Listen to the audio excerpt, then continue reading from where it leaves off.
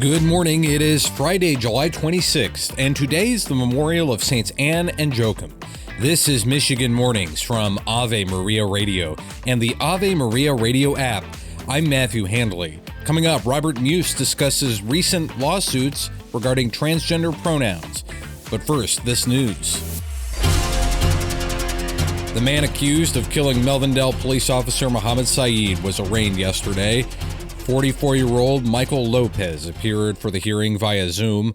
Lopez is charged on multiple counts, including murder of a police officer in the fatal shooting of the 26-year-old officer last Sunday.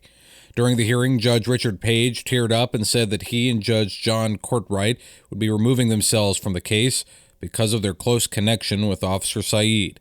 Page referred to him as, quote, part of the court family. Page also denied bond for Lopez. Hundreds are expected to attend the funeral for that police officer today. It will be held at 11 this morning at the American Muslim Society in Dearborn. The 26-year-old officer leaves behind his parents and two brothers. A new swing state poll shows that Vice President Kamala Harris is quickly gaining ground on Donald Trump. News Nation's Natasha Zuvez has more. The Hill, along with Emerson College, surveying more than 800 voters in Arizona, Georgia, Michigan, Pennsylvania, and Wisconsin. The polling conducted in the 48 hours after President Biden dropped his re-election bid on Sunday and endorsed Harris as the presumptive Democratic nominee. That poll showed Michigan voters favor Trump slightly over Harris. Trump had 46% of Michigan voters saying they would vote for him and 45% saying they would vote for Harris. The margin of error was plus or minus 3.5%. Former Arizona U.S. Representative Gabby Giffords is coming to Michigan to stump for Vice President Kamala Harris. The Harris campaign announced that Giffords is making a campaign stop in Rochester Hills on Sunday and another in Grand Rapids on Monday. Specific details about the campaign stops have not been released. A marathon swimmer from Michigan plans to make another attempt to swim across Lake Michigan. Beginning August 6th, Jim Dreyer plans to swim from McKinley Beach in Milwaukee to City Beach in Grand Haven. Dreyer conquered a 60-mile swim across Lake Michigan back in 1998. This time, he hopes to navigate on his own without a guide boat. He tried another swim from Wisconsin to Michigan last summer, but bad weather forced him to end the swim after 12 miles. And you have a few more days to see the International Pilgrim Virgin statue of Fatima here in Michigan. The statue has traveled the world since 1941 and carries the Fatima message of urgent prayer and conversion. The statue has been touring the Diocese of Saginaw since July 22nd. Today it will be in Our Lady of Grace Parish, St. Agnes Church in Sanford from 8 a.m. until noon. Tomorrow we'll visit Assumption Parish in Midland and Sacred Heart in Gladwin. A full schedule is online at saginaw.org. This is Michigan Mornings from Ave Maria Radio and the Ave Maria Radio app. Now this. Teresa Tomeo. Every time I go to Mass and see my husband serving on the altar as a deacon, it hits me how, with God, all things are possible. I mean, there is no way that we should be still married, number one, based on all the problems we had. But number two, the fact that I'm in Catholic media and my husband is a deacon is simply a testimony to the power of God and the teachings of the church that saved our marriage and, more importantly, our souls.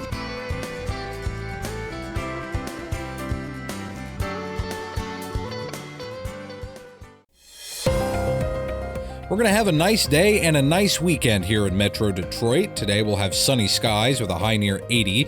Tonight will be mostly clear with lows dipping to around 60. Expect sunny skies for your Saturday with highs around 84. Sunday warms up with sunny skies and temperatures around 90.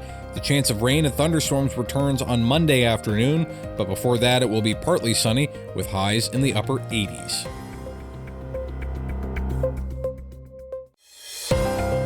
We're going to have a pretty nice day and a nice weekend here in mid-Michigan. We will have sunny skies today and our high will reach 81.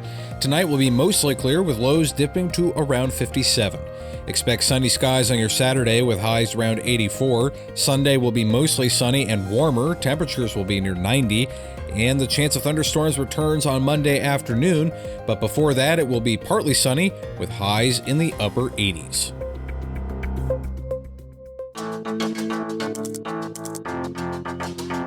With states and local communities passing laws requiring educators to use preferred pronouns, there have been an increase in lawsuits from teachers saying their First Amendment rights are being violated. Robert Muise of the American Freedom Law Center joined Marcus Peter on Ave Maria in the afternoon to talk about an amicus brief his organization filed. The Alliance Defending Freedom, a big nonprofit Christian public interest law firm, we work together on a lot of cases. They had this case on behalf of John Klug against the Brownsburg school district, and they lost the case below. This teacher who just requested a religious accommodation under Title VII that he could just refer to students by their last name rather than buying into these this gender dysphoria, these policies that the school district was promoting. And he originally was granted the accommodation, didn't have any impact on his teaching. He just referred to the students by their last names rather than abiding by this this lie that they were a different gender than what God created them to be. And then there were some grumblings amongst some of those in the school district, as you could imagine, that they would give him a religious accommodation. So they revoked it and essentially forced him to be fired. And so he filed a civil rights lawsuit, lost below, and it's up on appeal to the U.S. Court of Appeals for the Seventh Circuit. And I coordinated with Professor Jerry Bradley, who's a professor at Notre Dame Law School. I believe he just actually retired this past month. And of all things, I had Professor Bradley when I was a student at Notre Dame, and Professor Bradley is actually one of the board members of the American Freedom Law Center. So it was a natural connection, and he was working with these medical experts to create and draft this brief, and I worked with him to finalize it and to get it filed in the Seventh Circuit. And it's what's called an amicus curiae, friend of the court brief. And in this case, because there's multiple amici, it's amici curiae, and there are multiple doctors and medical professionals who have an interest in this issue. Tune in to Ave Maria in the afternoon, weekdays at 4 p.m.